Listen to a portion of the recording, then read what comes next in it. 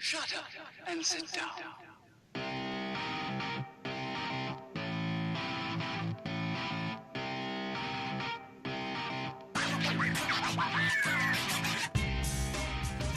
Welcome to Stu and the Nunn, an online radio show and podcast focused on national security, policy, politics, and selfless service. We're here to give you an honest opinion, a different perspective, and hopefully a few laughs. We do this by not only interviewing guests, but also sharing our own perspectives and asking you, the listener, to interact with us on the show chat room, via our Facebook page, and on Twitter.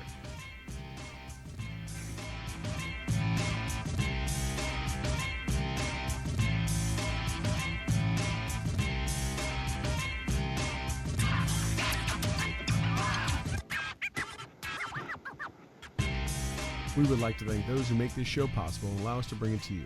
Our show sponsors: Warrior Media Solutions, BlueHammer.com, Mighty Oak Warrior Foundation, Graybeard Publishing, and of course, Sheepdog Response. We would also like to recognize some of our favorite nonprofit charities who are doing great things for those who have served this country of ours. Veterans Outdoors, Mighty Oaks Warrior Foundation, PinUpsForVets.com, and the Lauren F. Bruner USS Arizona Memorial Foundation. To learn more about these nonprofits and how you can donate to their awesome causes, visit our website at www.stewandthenunn.com. Shut up and sit down. That's it, everybody. And shut up and sit down. And here we go. Let me go. Man, music just repeating itself. Hello, everyone. Welcome to another episode, March 5th. Episode 193, I believe, of Stu and the Nunn. Welcome, everyone. And Toby, good to see you, brother. Got the hat on backwards. It's good to be seen. You know? Yeah, you got the rally cap going there.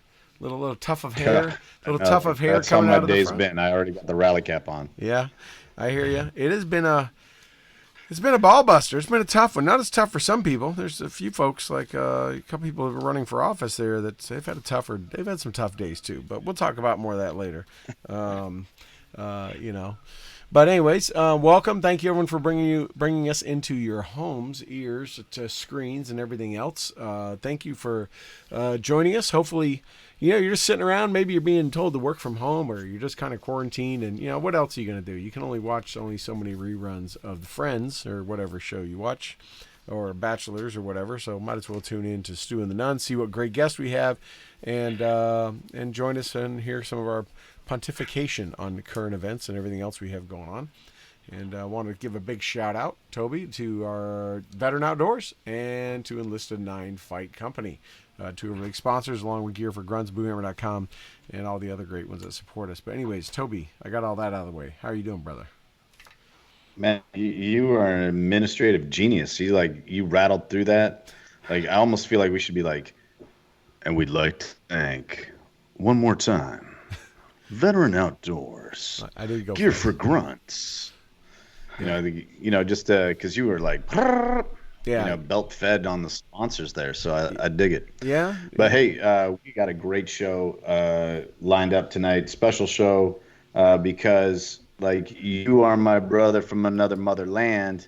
Tonight I got some brothers from my motherland on.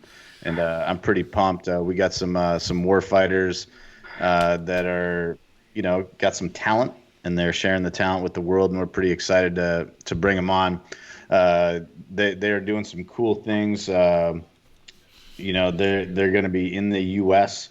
in the near future, and we're excited about that. There's some great things happening with that, but we are going to bring them on, Yeah. and chat with them. Let them tell us about the awesome sauce that happens, to the great white, and I'm like pissed because I'm like on this like crazy diet right now, and keeping the doctor happy. Otherwise, we'd be having some Molsons and spilling some Alberta's premium and having a good time. Yeah, my man over there drinking tea, so he's home team. So I appreciate that. I feel before we bring him on, I feel I definitely didn't prep for this. I don't have my Letterkenny shirt on. No, Lord knows I will drop enough Letterkenny references. I got a super soft show going on tonight. I don't even have Labatt Blue with me. I just, with all my, obviously in the northern studio here, just a few miles from the Canadian border. I have no shortage of that, but I am not prepped for tonight, and I apologize to you. Yeah, no puppers and brew for me right now, dude. I go across the border. Kind of a letdown. I go across the border to every liquor store I can find, and there's no puppers anywhere. You can't find that stuff anywhere. But that's because it's a TV show. No, but they sell the crap out of it. They can't keep it. Anyways, let me bring them on. Hey, everyone. I want to welcome to our show Singing Soldiers. Look at them rocking. There we go. That's what I'm talking about. And welcome, guys. So much to the show. Thank you for joining us, and thank you for coming in from the great up north, eh? Sorry about that. Dude, it's cold as hell here still. Well, what is it? I know you're going to tell me in Celsius, so what is it? Well, right now it's not too bad, but the last few weeks we've seen minus 30, minus 32, I think was probably the coldest in the last few weeks. Yeah. Child's play. Yeah, you're a Saskatchewan boy, right? No, he's BC. BC. Well, you can only see rain out there anyways. That's nothing. We got chirping going on already. I love it. We got Graham and Chris, and you guys. Like, first, let's let you each go one at a time and just kind of give everyone in the listening audience and those viewing on the socials a kind of a quick background of your service, and then we'll get into what you guys are doing now and then some of the cool things that are coming up. Perfect. Well, I'll go first because I'm the boring guy. So I'm still current serving Canadian Armed Forces. I'm in the RCAF. I'm a helicopter technician. What's your name? Yeah, Chris Earl. So in my daily job, for those that aren't all that familiar with it or whatever, it's all the structural stuff on the Griffin helicopter. It's a cool place to work. But it's not the big combat zone. We're always either in Italy or somewhere a little safer, a little warmer, a little not so much beige if we're overseas and stuff like that. But it's pretty cool though. But Graham's the one with the real. I've had a lot more soldiers get in trouble in Italy than they do in Kuwait. I'm just saying. And I guess that's where the coronavirus is now. Yeah, it is. We were supposed to go there. Yeah. Anyway, whatever. I also want to say your unit must be pretty cool because you're rocking a beard.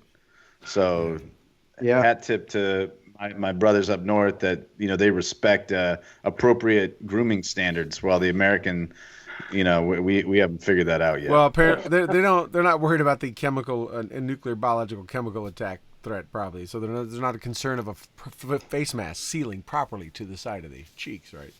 True.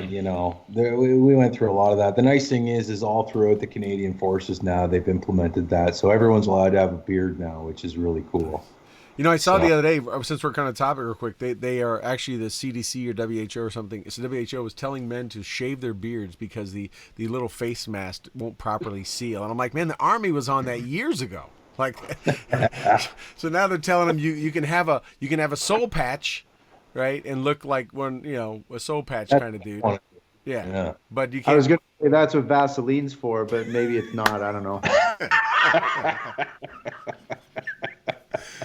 Oh man. That's right. That's right. Oh, hey, and to answer an earlier question, guys, you can say whatever you want. If some profanity slips out, some vulgarity, we don't care. You're Canadian. It's totally excusable. Oh, Yeah, just say sorry afterwards. Yeah, say sorry. That's it. Yeah, we're Canadian. We'll apologize. Well, anyway, I'm Graham Trude. I did some time in the Armored Corps. I went to Afghanistan '09. Served with a lot of the it was 82 Airborne. So we were connected with them, the U.S. guys out there. So we worked a lot with them over in Fob Wilson as well. You guys actually took over Fob Wilson from us, which we were really thankful for. Thank you. And then I got out of the military and joined in First Nations policing. So I was in a fly-in First Nation, Northern Ontario, did that for 2 years and a bit. Then I was down in Central Ontario working at a police force there, also attached to the Criminal Intelligence Services Ontario. And now I play music for a living and drink tea, bro. That's it. Life's good. I hope it's not Earl Grey. Mm-mm. My wife got me on this sleepy time tea stuff. It's damn You're good. gonna We pass actually out on us? maybe, but So we only got minutes left then, huh? If you're drinking that sleepy time. In 5, 4. Yeah. That's why I bring the young fellow with me over here, so he can do all the talking. Yeah. The young fellow. But yeah, that's it, man. And just now we do this thing called the Singing Soldiers, where I was diagnosed with post-traumatic stress in 2017. I didn't really know what the hell was wrong with me, but I started having these really bad anxiety attacks and panic attacks and all that shit. So anyway, what happened was I went in and the operational stress injury clinic set me up through Veterans Affairs, and they ended up diagnosing me. So since then, I've had a couple, I've had a bunch of my brothers there end up taking their own lives from it. So I had a solo career before. Chris had a solo career before. And what we ended up doing was, there's a million Graham Trudes and Chris Earls out there already. And I'm sure you guys see them all over the place, just like in Canada.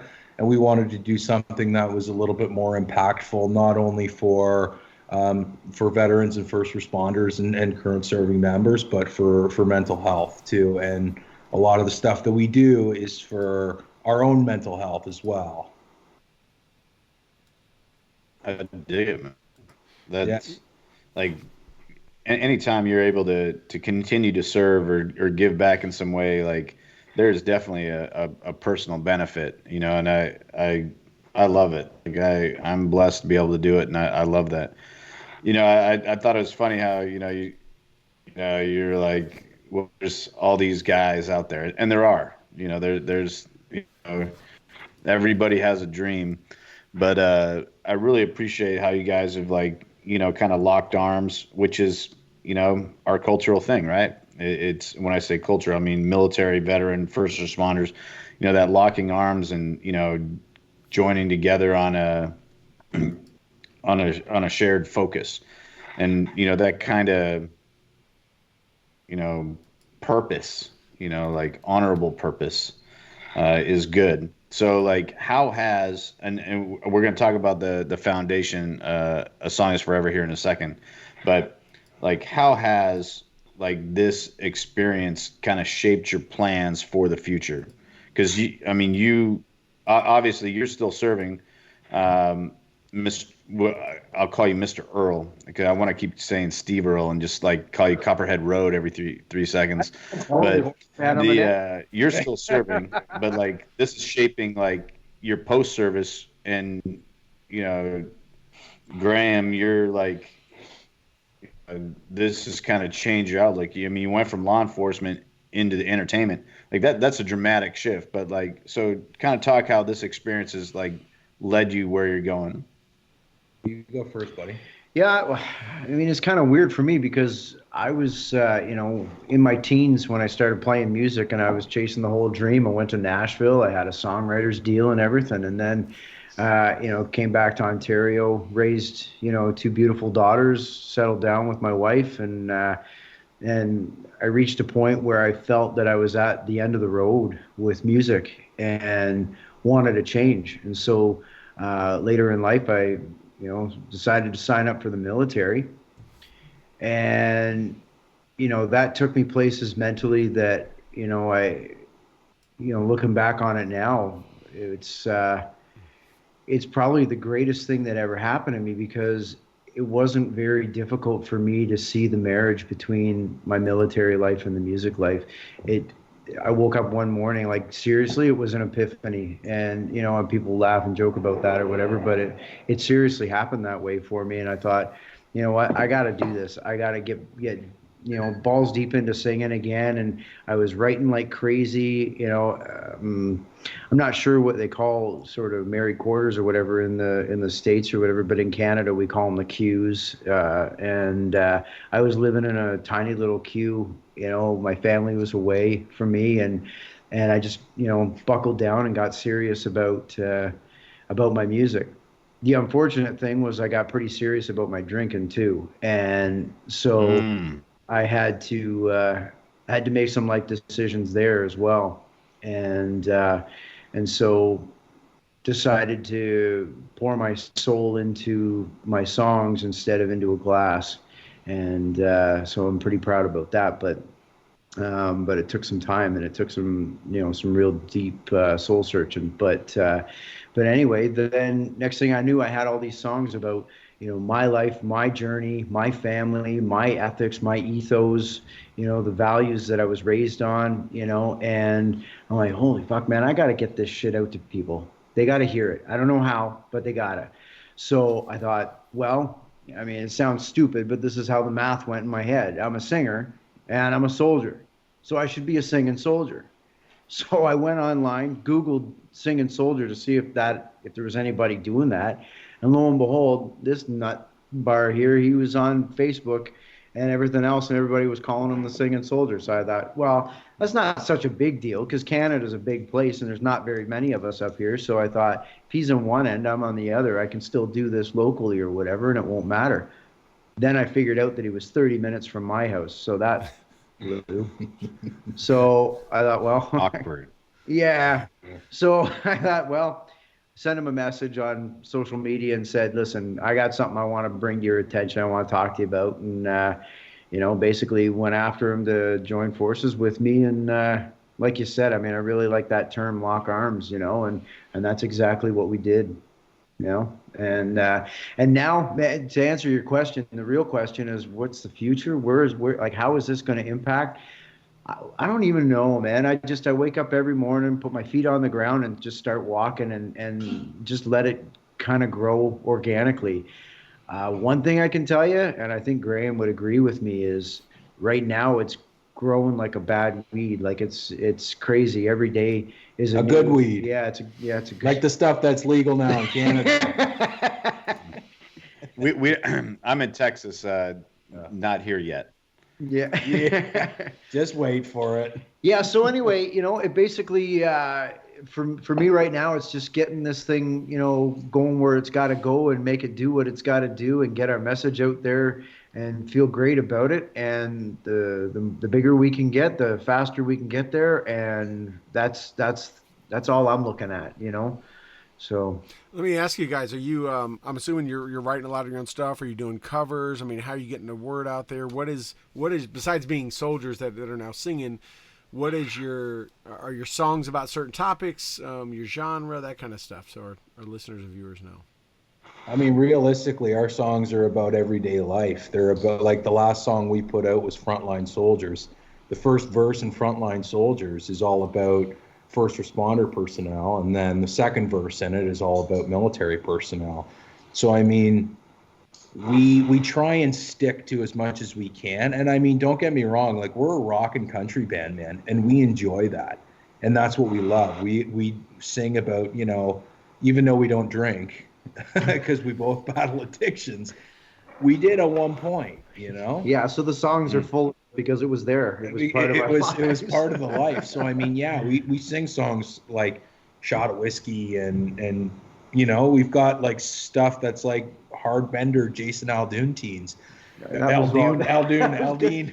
What do you have in your No, he's some old dude. You can say that. tunes? So stuff like that. Like we've got some heavy, hard punching stuff, but at the end of the day too, there's a breakdown in our show where we speak and sing about, you know, what the real impact with us is and what this whole thing of the Singing Soldiers is really about. And the funniest thing is like the biggest misconception is everyone, you know, so far that we've gotten, it's been hilarious because everyone thinks, oh, the Singing Soldiers, these guys are going to come out and sing "Oh Danny Boy," you know, with their tuxedos on. And it's like the total opposite. What's wrong with like, that? Nothing. If that's what you're into, man. If you're going to buy a ticket to come see that, yeah. Yeah, I would. It's gonna happen one day. I'm gonna make it happen. Yeah, but it's similar to like, you know, and I know this is a weird reference, but I'm sure if there's a lot of military personnel, they'll get this. I'm a metal fan, so Lamb of God did kind of the same thing. If you guys know them, and I mean, when Lamb of God first got started, these guys were getting booked by churches. It was hilarious. So, you know, we almost are beginning to do that with the Singing Soldiers, where it's like people are getting us out there and we're bringing them a fun, active rockin' country show. But I don't think it was more of what they were expecting. But, you know, either way, man, the biggest thing is, and the most important thing is with both of us, is the message is getting across. Mm-hmm. You know, that's the most important. So. For us, let's talk about that real fast because, like, your message is wrapped in more than just your lyrical content. Your message is wrapped in your foundation. A song is forever, and you know, like you're not only like entertaining people, like you're providing a cathartic opportunity to help people. So let's talk about that as well. Well, the long and the short of it is, like, I don't like to beat around the bush at all, especially when we talk about a lot of this stuff. So, this foundation was started because music helped me heal from my own wounds. I mean, dude, 2 years ago, like, I had a loaded gun in my mouth. That's how heavy this shit got. And there's a lot of people out there who can also relate to that too.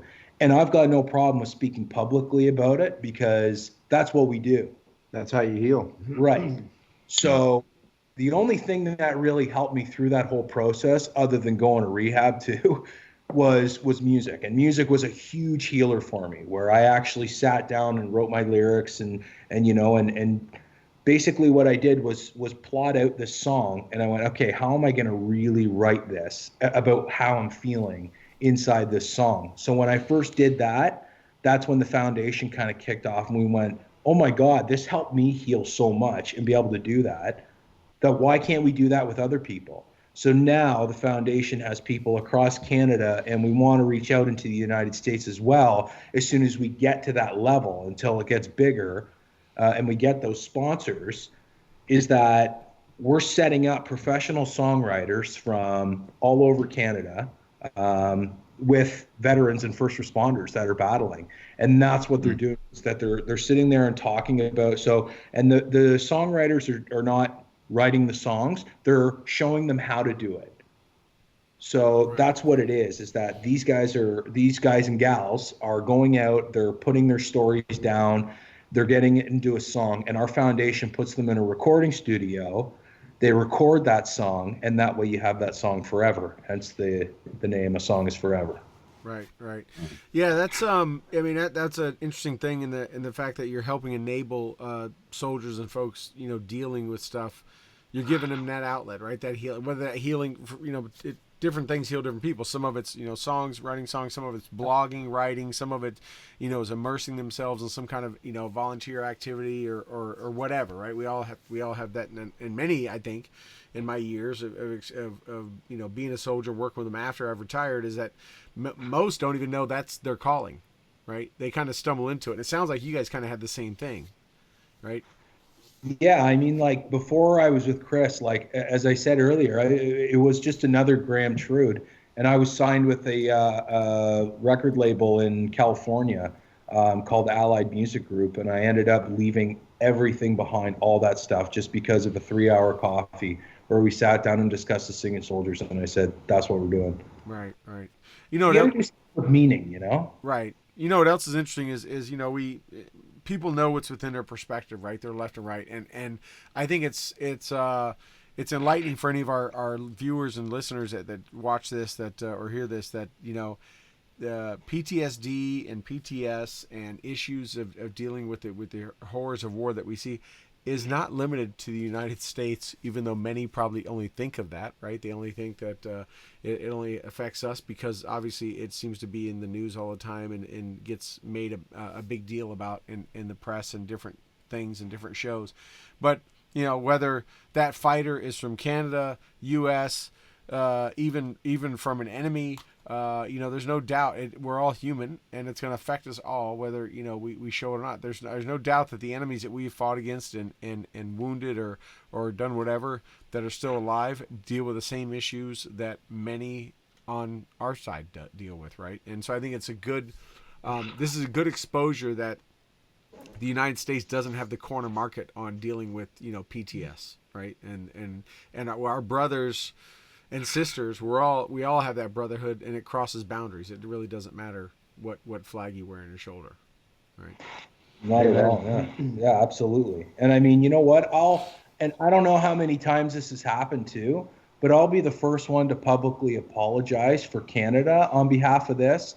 Omar Khadr from Canada ended up fighting with the Taliban. He ended up killing an American soldier. Yeah. He went to Guantanamo Bay. We brought him back to Canada, and then a backdoor deal was made where they gave him $10 million. That is not a reflection of the soldiers of Canada and of the people of Canada who respect our soldiers. So I'll publicly apologize to you guys on behalf of Canada, because not only myself, but I know there's a ton of people out there who thinks that is fucking disgusting. Yeah, that definitely wasn't our best moment there. And you know, as soon as you said his name, I was like, oh, here we go. No, I mean, but would put myself on the podium for that one. No, it's unfortunate, but you know, like that's nature of the beast. As soldiers, ours isn't always, you know, to question why. Ours is to do or die, and right. You know, like we don't always get to pick the Congress that, you know, sends us places, and you know, like for you, like the parliamentary, you know, person that, you know, raises their hand or flips the switch or whatever, in terms of voting, that wasn't our best moment. But you know, just like we know that that's not a representation of the entire country, you know, just like y'all know that, you know, everyone in the military community in America gives zero shits about Bo Bergdahl or Chelsea Manning. So, Yeah. so like, yeah, and we also, there's many in the military that would want to apologize for anything that the past president did, or some that probably want to apologize for what this president's doing, right? We can't, and it's honorable that you did that, honestly, dude. But you know, it's well outside of any of our food chains, and you know that it is what it is, right? We don't get to be the ones making that decision. But I thank you for that. That means a lot. You absolutely didn't have to do it, but it is what it is, right? We got Americans out there on the battlefield that are fighting with the enemy, killing, you know, who all kind of there. So do the Brits, right? They was that guy Jihad John they had out there, but they ended up smoking that tango. Yeah. So yeah, but it happens, right? There's assholes everywhere. We just got to deal with them one at a time. But yeah. So obviously you guys are checked out your website. You guys got some stuff going on. You've met a lot of folks. It looks like a great gallery up there. I mean, how are you doing your touring? How are you doing your outreach? What are you doing to get that message out there? And how are you using some of the rich and famous, if you would, to help get that exposure that you need?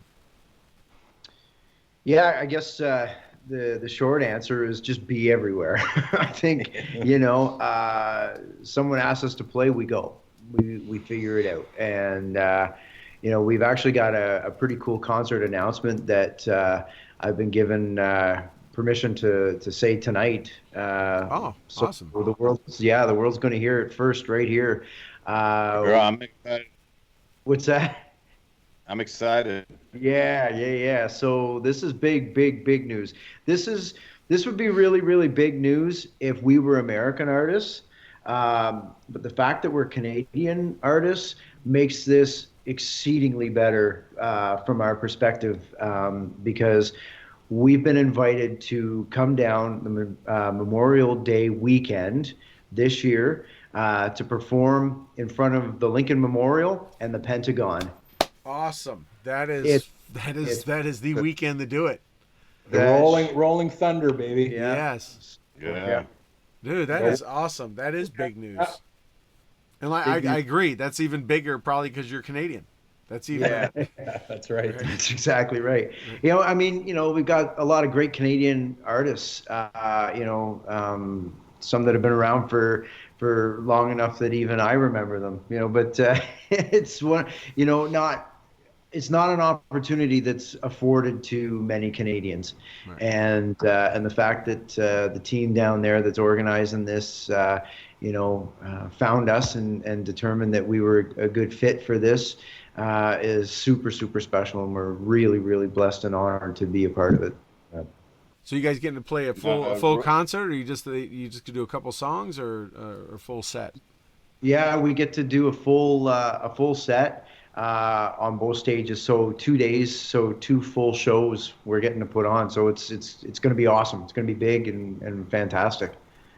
Now, how do you do that when you do a show? Do you take some time during the middle or at the end to kind of talk about your mission and what you're doing? I'm assuming you do. That's how you're kind of using the music to get people's attention, then exposing to them what your really mission is about. Yeah, sometimes. So we play a lot of different venues. Sometimes it's theaters, sometimes it's festivals, whatever. And so we have to treat them a little bit different. So the show is kind of, I'll say we fly by the seat of our pants sometimes. But what we do is, If we're wearing them. when it comes time to sing one of the important songs. They're all important songs to us, but some of them have bigger messages than others. That we'll stop and we'll give a bit of an explanation to the song, where we were in our lives, kind of along that journey, and then that way when we present the song to people, they've got that sort of insider information, that backdoor look at what the song is, means to us, and then we genuinely really want them to just let the song mean what it means to them. So I think that's the big thing with the trauma healing through music therapy is our mission statement, and it's the concept is really simple. Take out of it what you get out of it. Don't worry about what I get out of it. That's my therapy. So we might have somebody sitting in the audience when I sing a song about my place where I raised my kids and stuff. They remember their grandpa's home or they whatever, and then and then Graham will sing a song, and it takes those people. It doesn't have to just because he was a police officer that had to deliver a death notice. That doesn't mean that everybody in the audience understands that, because they're not going to understand that, but they can understand the emotion of it, and they internalize it differently, and so it is to everybody whatever it needs to be in their lives, and that's the beauty of it. It's poetry, right? Right. Yeah. Yeah, and it really is. I mean, such a cool thing that people can extract out of it. What's appropriate or meaningful to them, what's convicting them at that moment. So like the audiences that you play to a lot of times, like that's. They're not buying the big tickets, because you're going and playing like you just announced Rolling Thunder, which is one of the greatest military veteran community events in the entire United States. You're both drinking out of Harley Davidson mugs right now, so like you're gonna be with your people. A lot of times like that's not a ticket stubbed type event, so. How are you guys, funding, some of these ventures? I'm assuming you do it like how a lot of us do different things. You dig into your pocket because you care about it. But how are some of the ways that people can participate in supporting you in sharing your message and bringing these moments of healing to the masses? Yeah, I mean, really, like that's a really hard question because I mean, to be honest with you, Toby, like we've spent an inordinate amount of our own money and our own investments just on this project because of how much we believe in it. I mean, if you were to ask me if I'd ever spent this on my previous career, I would say no, because I didn't believe in it's not that I didn't believe in myself, but I didn't believe in the product that I was giving, you know? Mm. And with the Singing Soldiers, it's totally different. So, I mean, there's almost like a healing in it, and yeah, it costs us a lot of money, but realistically, like we're okay with it, which is kind of sad, but but we're like we pay for everything ourselves, kind of thing. I mean, like when we go out and do shows, um, especially in the United States. Like we'll be going out there for free, man, and we'd love to get sponsorships and whatnot. Like we have a lot of sponsors in Canada that make sure we're in hotels and we're in, that we're driving a nice car and that really take care of us. But I mean, realistically, like our main importance is just to get that message across. That's it. Well, Troy could probably give you some advice on driving nice cars because every time my boy hangs out with me, he shows up in some ridiculous rental car that he's like, it's all they had. They downgraded me to this Camaro, just some I mean, the poor guy, he has to suffer, like I feel bad. where I come from, you get downgraded with a rent-a-wreck. It's like a Yugo or something. Well, But let's be honest. By right where you live, near you live, I think what is that, a 70-mile-an-hour speed limit or 80-mile-an-hour speed limit on the toll road right behind where you live, Toby? I mean, where I currently live, yes. yeah. So they want to make sure It's that they legally properly 80 miles an hour. Yeah, they want In 85 locations. Yeah. right. They want to make sure I'm properly equipped to handle this. Well, those speeds. they know they're just trying to recruit you. They're like, this guy looks like if we give him a nice car and he takes it on a legal roadway, he'll bring his awesomeness to Texas. Yes. I mean, it's a recruitment tool. Oh, okay. Yeah. But guys, so some of the things you do is you partner, not only with A Song Is Forever, obviously that's y'all's, but you partner with other organizations, and you help them raise money. I know you guys, you got like this really cool guitar deal, and you raffle and auction off these very neatly customized guitars. Like, tell us a little bit about that. Tell us where we can find some music, and then we gotta start looking at time. Okay.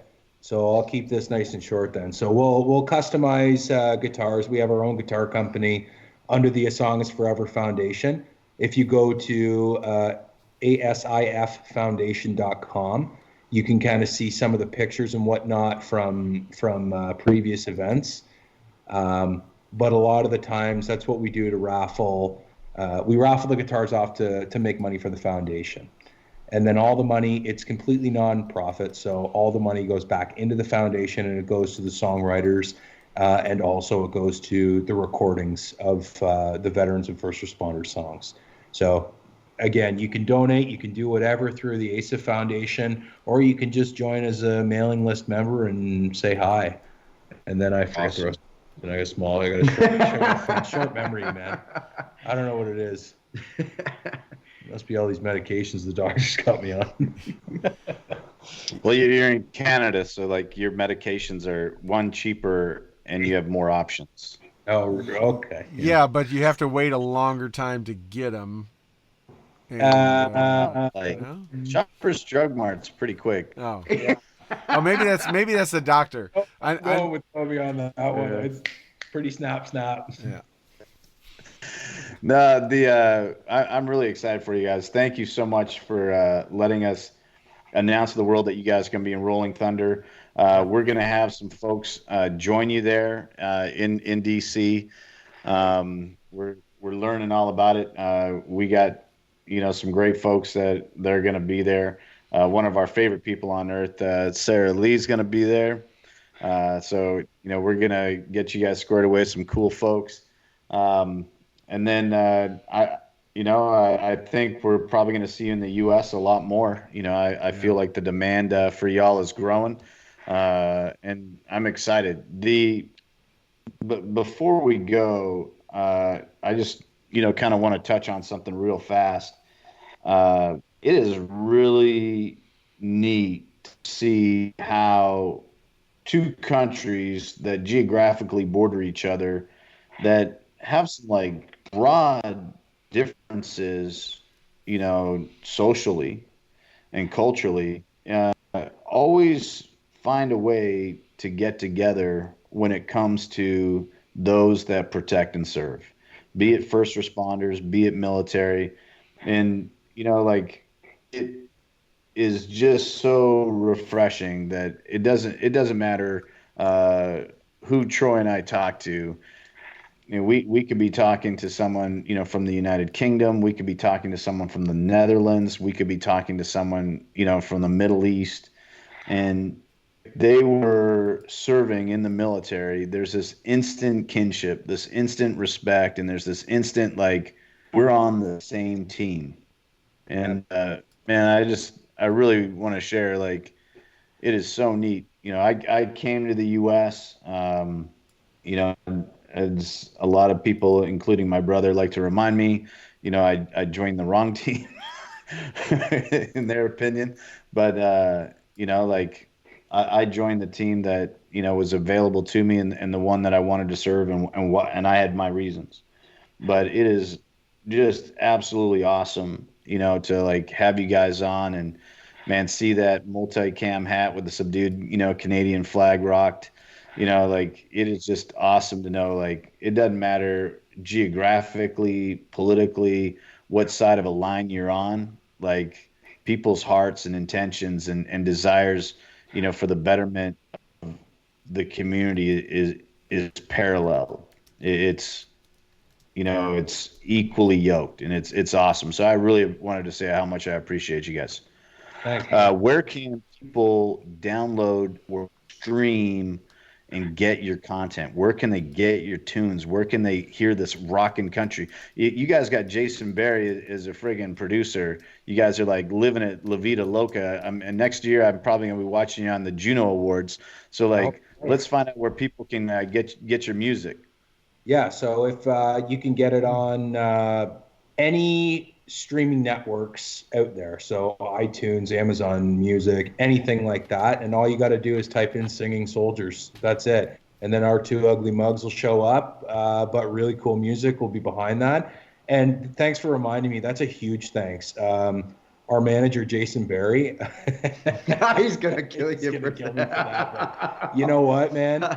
We love Jason so much. And not only has Jason poured his heart out into this project, but he makes our music sound a million times better than what it would ever sound. So, Jason, if you're listening, buddy, we love you so much. And thank you for everything you're doing. He's a huge military and first responder supporter. So he's a big Toby fan, too. He is a big Toby fan. Well, so... funny connection. He's a big military supporter because he is, a great military asset in his family. His brother-in-law and I served together actually back in the day, and they called us the CRB, the Canadian Ranger Battalion, because like there was like three Canadians in this one infantry unit, and they referred to us as the CRB, and he continued, his career, got commissioned as an officer, still serving with great distinction. And he's a wonderful asset, to this country, to the North America. He's brought great credit upon it. And, and his brother's just as proud of Jason, his brother, is just as proud of Jason. And I remember like he was like a little kid in the candy store introducing me to him because like Jason's kind of a big deal. Like in the music industry, he's kind of a big deal, and so it's neat, and I'm super excited that the weight of someone like that is behind y'all, because that's going to open some doors, like you said, he's making you all sound better. So like that's good because he can't help you with looks. Like there's no auto tune for like face for We're faces. already too beautiful. Like I have that problem. I wish I could like auto tune my face, but I can't. So I just gotta like I gotta deal with it. That's LA. But you got that Colonel Sanders. You got that Colonel Sanders white pointy beard thing going there. So I don't know what's going on with that. I've been working on it. It's my white herb, my Yeah. Colonel. That's I'm sharp. working I on like it. Yeah. it too. That's good.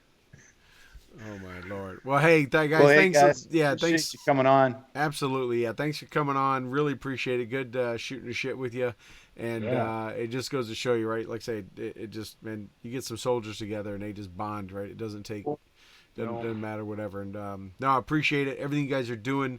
Toby and I like to, we kind of.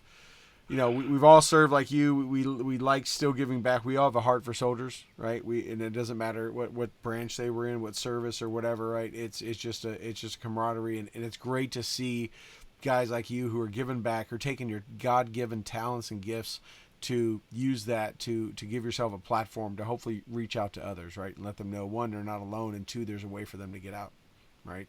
So You got to picking on me because I'm in the Air Force. He just said it doesn't matter. That's impossible.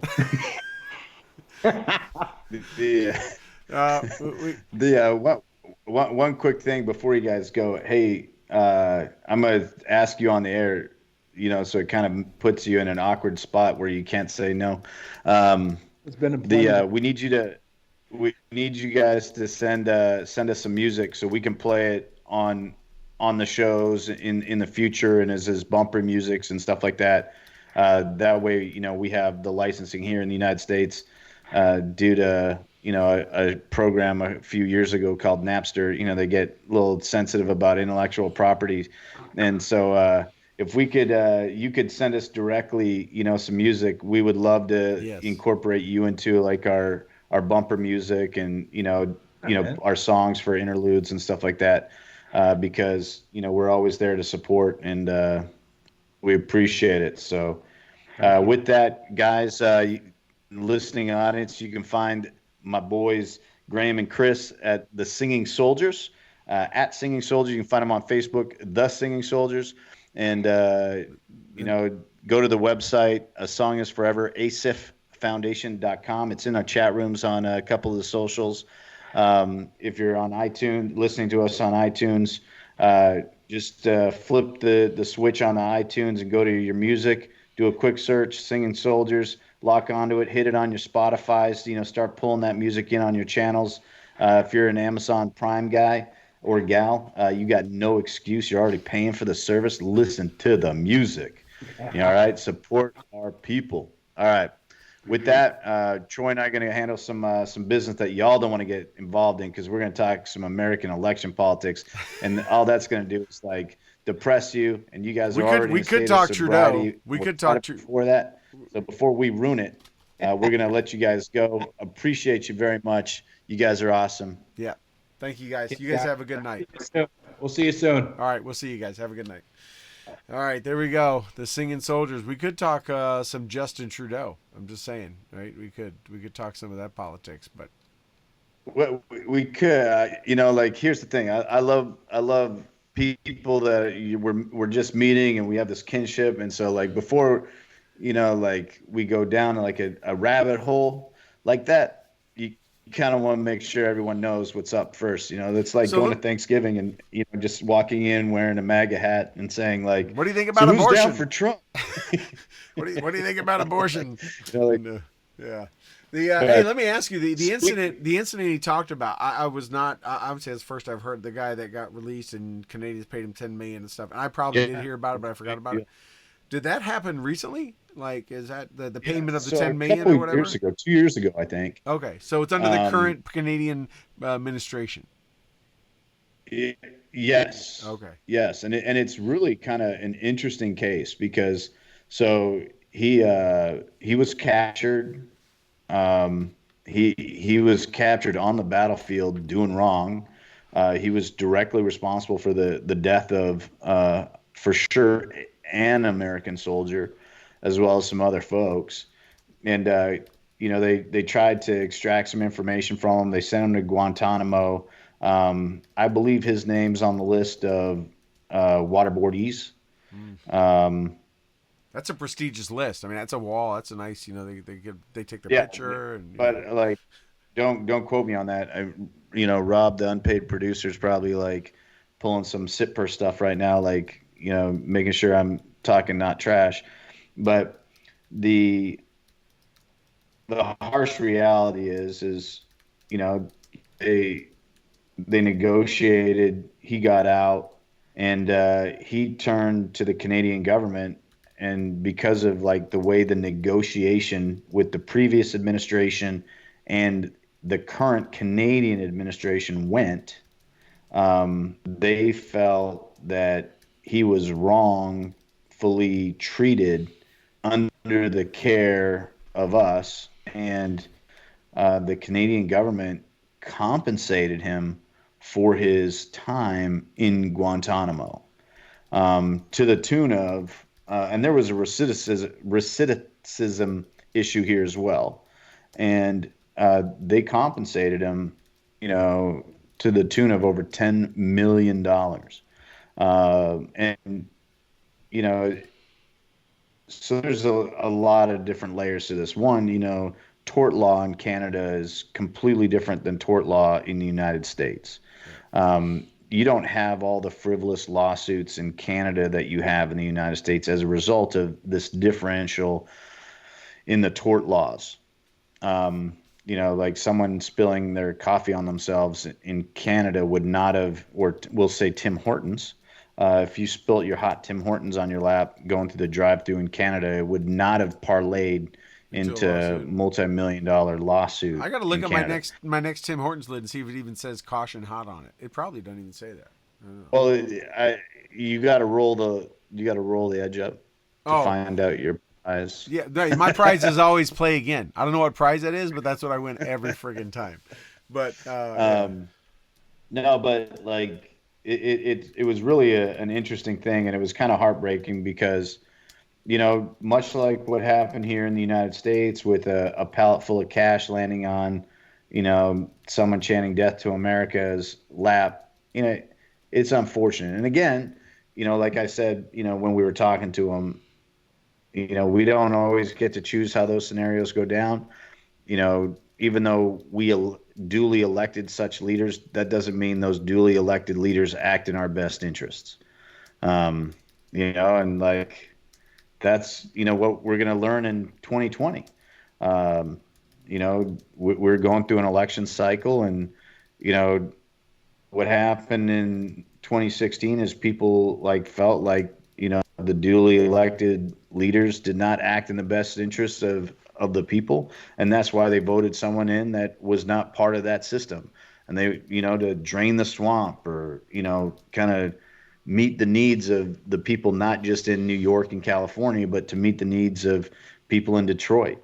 Like I was listening to the RNC, one of the RNC chairs, and that is from the state of Michigan, and talking about the difference in what the election has done, or this administration has done for that. And it's really curious because this election cycle's really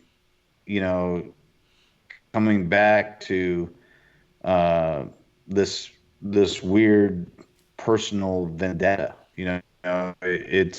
We've seen it in election cycles in the past where some people got voted out versus voted in, and I see an entire campaign coming that is purely on the premise of we don't like a person. And so as a result of us not liking a person, we are going to try and change the entire country. And it's kind of interesting because changing an entire political concept based on disliking a person, that has been wildly successful. right. We're enjoying some of the best times America's ever enjoyed ever. And, people are, gonna blow the plane up because, they don't like a person sitting in the cockpit. Right. Yeah, it's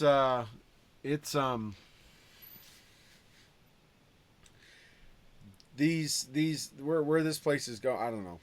It's where things are going is beyond. I mean, what does our buddy Matt always say? Civility. Yeah, yeah. Right. And it is. It's the people, they gotta. Everyone talks about the hate and the divisiveness and all this kind of stuff, but I mean, no one is stemming it. Right, no one is, because it's stemming it and not. I mean, having divisiveness and having conflict and all that is what sells. And at the end of the day, that's what it comes down to. So it motivates. A lot of people are motivated to keep fueling this fire, right? And fueling it locally, fueling it in your local community. People don't realize it eventually adds up and it fuels it around the globe, right? People say things, they make their snide little comments, they do this. And some people are they're like, you're right, blah, blah, blah, and this and that, whatever. And, it's just, it starts at home. It starts really at the local level. And it takes people willing to help each other out. It takes the person with the person with the Bernie sticker broken down on the side of the road for the person with the MAGA sticker to pull over and help them change their tire, right? And say, hey, dude. Or vice versa. Or vice versa, right? I doesn't go there, right? It takes the person that is having an issue or having something or short a couple pennies at the register, whatever, regardless of what shirt they wear or what hat they have on or what they're whatever, to just someone to help them out and just be a decent human being, right? I don't think anyone wants us all to think the same. I don't think. Anyone that's not a communist maybe doesn't, and that's not a swipe at any one person, but they like everyone to think the same way. But I don't think anyone wants everyone to think one way and just march to one beat. They may not like the other side at the current time, but they should still respect that we have diversity and variety and we have free thought and free decision making, and we're not always going to think the same way, because not thinking the same way is what's caused us to generate so much innovation and so much new ideas. And right, we all just went, yep, that's the way to go. We're just no one's going to look outside the box. There's a reason why we have brought more product to bear in the market space than any other country.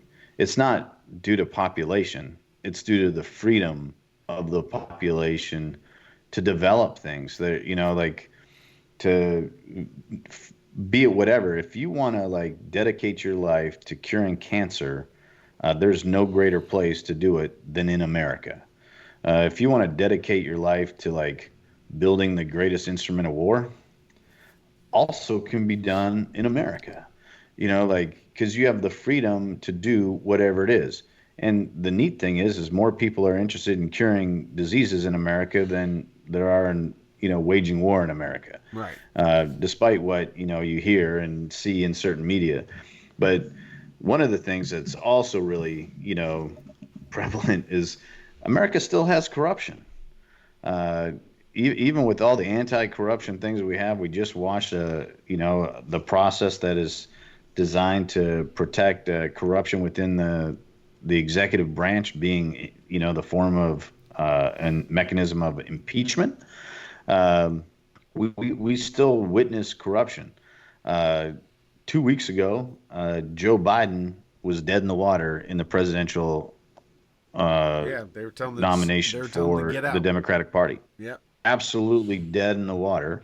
And here we are, fast forward to today, and he is now head to head with a guy that he couldn't even hold the door open to the latrine for 2 weeks ago. Yeah, not and just head to head. Result of people. He's ahead in delegates. He's in front, right? He's now the leader.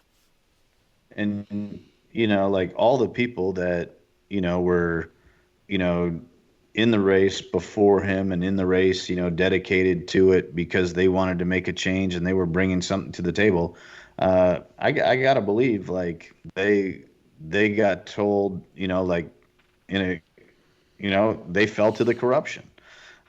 Do you Like think it's I funny? It's I funny you can't mention see that. any scenario that's not backdoor. I can't see any scenario. I can't see a guy that worked as hard as he did, like Pete Buttigieg, just be like, you know what? I don't think I can beat Biden.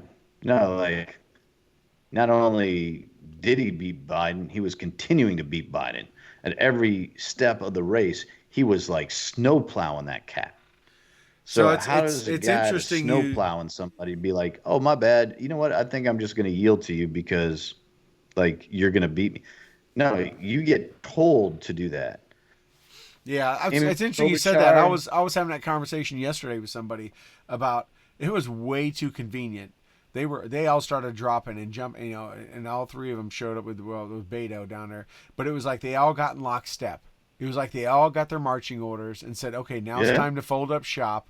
Like, holy crap, this Bernie guy he is about to run away with it. If you care about your party, fold up shop, call it quits. Thank everybody and get in line.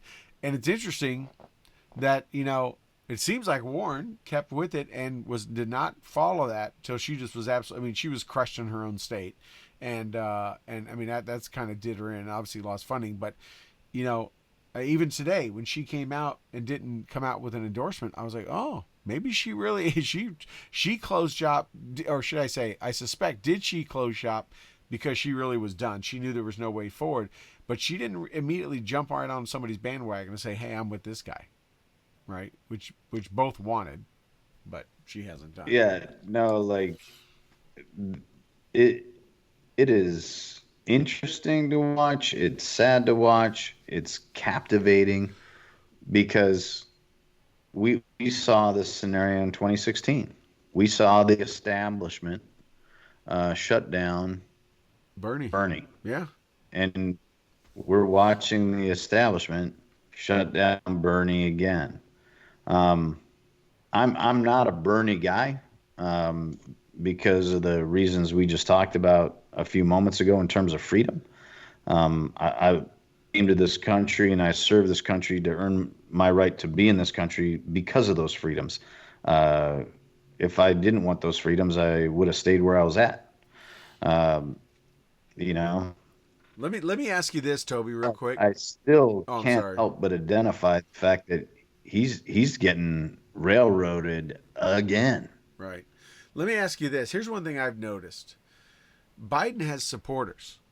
Bernie has loyalists. He has fans. Like they are Oh yeah, emphatic, right? yeah. Biden has supporters because they're like, hey, well, it's Uncle Joe. He has a gaff. He's the best chance to beat Trump. That's kind of what That's fair seems. weather. That seems to be their mantra, right? He's the best Yeah. one because he's established. He has years in the Senate, whatever.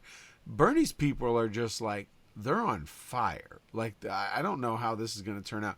I don't think. And now that it came out after 2016, that the DNC kind of railroaded him, and it was true. And Donna Brazile, right? She admitted that they were feeding questions and they did all that kind of stuff. Now that it comes out that they did railroad him, I don't know how this is gonna. I really can't even predict how it would turn out if it comes down to a contested convention or anything like that, where they are truly going head to head to the end. That the Bernie loyalists are going to just sit back and just take it in stride and say, "Oh well, happened again."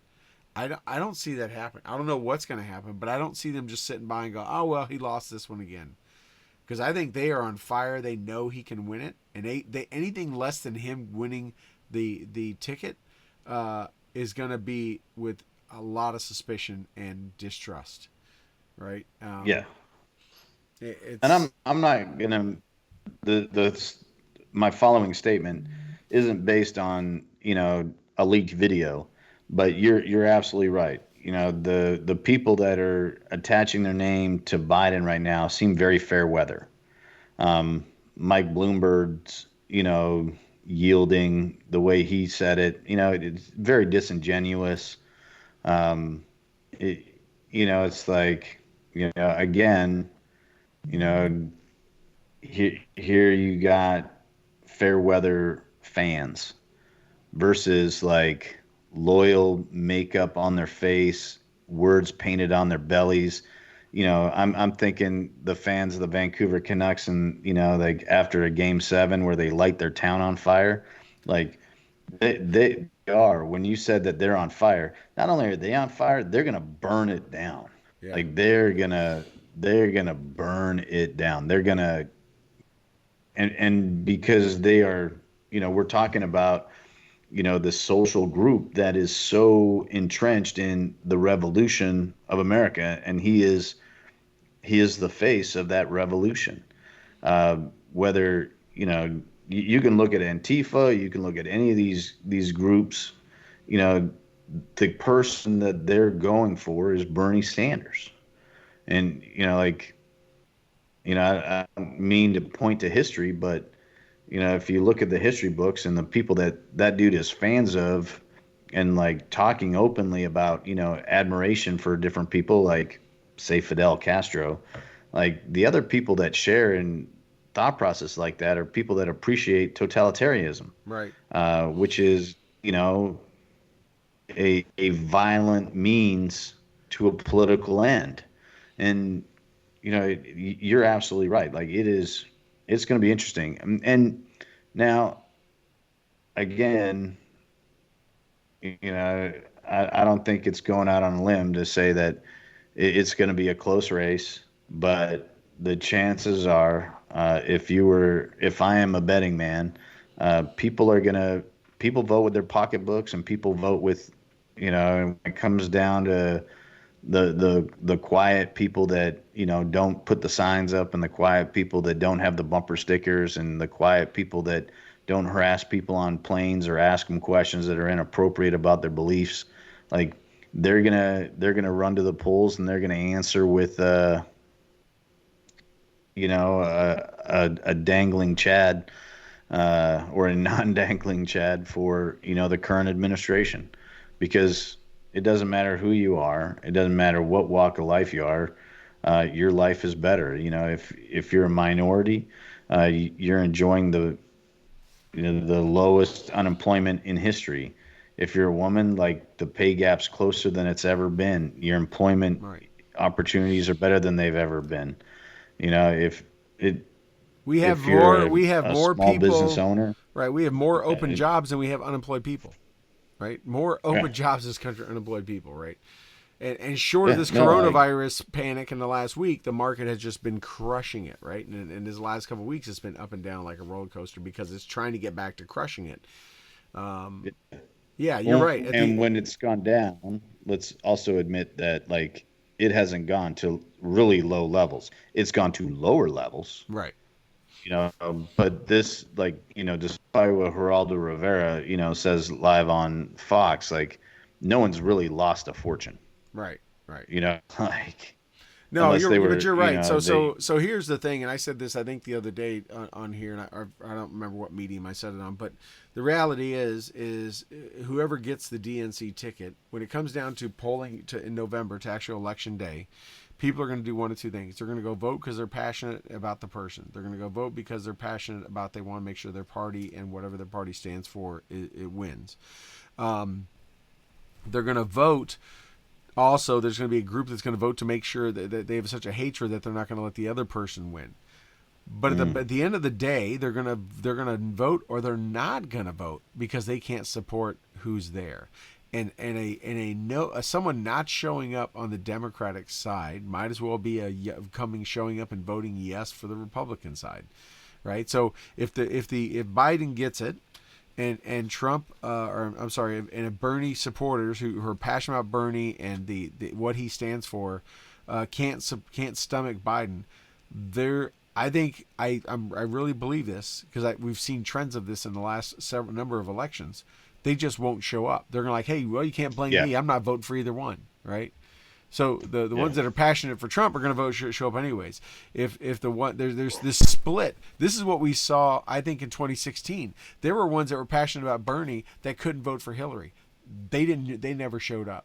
I really think they stayed home, right? And I think this is going to happen again. If Bernie wins, they're I think they're kind of fair weather too. But if Bernie wins, the people that don't want him, the DNC is going to do whatever it can. It's going to try to sabotage whatever it can because you know what? At the end of the day, their 401ks are doing good too. So they can look at a $65 trillion Medicare for all, or they can say, what? Let's just keep Trump in here for 4 more years and we can make some money, and then we'll worry about trying to, change it out rather than put Bernie in there. So I think even the established DNC people just won't show up. That's really where I think it's going to go. So anyways. All right. Well, we've been going for a little bit. I think we're about ready to wrap. Been going about an hour and 15. All right, and want to thank our guests, the Singing Soldiers. All right, those guys, Chris and Graham, are awesome. Great Canadians, great selfless service warriors. Been on our battlefield, been the same battlefields we have, out there fighting the same enemy, and doing great things, not only for their own fellow service members and first responders, but even for American first responders and they're reaching out to everybody. So I want to thank. Glad Rob, the unpaid producer, found those guys. Sometimes we wonder, like, where did Rob find these? Who's this guest we got? Where'd Rob find them? But man, he finds some good ones. I want to know too. They were not Navy SEALs. We're still on that. We're off that Navy SEAL kick. So we got that going for us. But yeah. So Toby, any final closing words or rants or anything, bud? No, man. The only thing I got to say is, like the city of Round Rock put out today, my wife's an employee there. You want to cut down on coronavirus, wash your hands like the way you would after chopping jalapenos to put on your nachos and needing to change your contacts. Yep, that's so it. Just stop falling victim to some stupid hysteria. Wash your hands and let's get on with our lives. Yeah. This is ridiculous, the amount of time and effort that's been put into scaring the people about something that is proving to be just absolutely silly. So that's what I got. Yep, there we go. All right, everyone, thank you so much for joining us here on this March 5th, episode 193. Remember, next week we will be doing the show on Monday evening from the Southern Studio. So there will not be next Thursday. It'll be next Monday night. We will be, what is that, the 9th? That's the 9th, yeah. I think March 9th we'll be together, so be sure to tune in, set your calendar, set your clocks. We'll see you guys next week. Oh no, speaking of clocks, don't forget you get to lose an hour of sleep this weekend because we're still on this archaic freaking daylight savings time for some reason in this country. And Tuesday or Sunday night when it turns to 2, it turns into 3. So your pumpkin, your carriage turns into a pumpkin, and your butt's going to wake up Sunday morning late somewhere and probably very tired. So anyways, be sure to fix that, set your clocks, and be sure to set your reminders for Monday evening to join us next week. And with that, Toby, I bid you a good night. All of our fans and listeners, thank you so much for letting us come into your house, and we'll talk to you all next week. If I can get the outro playing.